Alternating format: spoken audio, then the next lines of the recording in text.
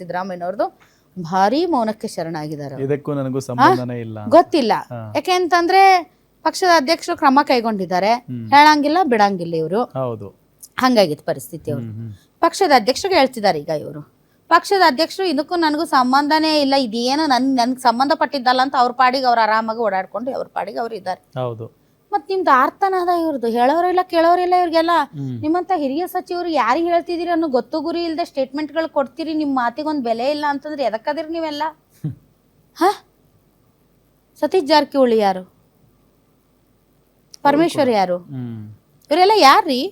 ಇವರೆಲ್ಲ top leaders ತಾನೆ. ಇವರೇ ಗೊತ್ತು ಗುರಿ ಇಲ್ದಂಗೆ ಹಂಗ್ ಮಾಡ್ಬೇಕಾಗಿತ್ತು ಹಿಂಗ್ ಮಾಡ್ಬೇಕಾಗಿತ್ತು ಯಾರಿಗೆ ಹೇಳ್ತಿದ್ದೀರಿ? ಹೌದಲ್ವಾ?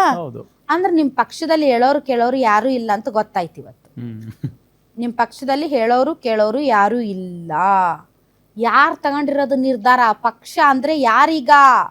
ಸುರ್ಜೇವಾಲಾ ಅವರ, ಡಿ ಕೆ ಶಿವಕುಮಾರ್ ಅವರ, ಅವ್ರಿಬ್ರೇನಾ?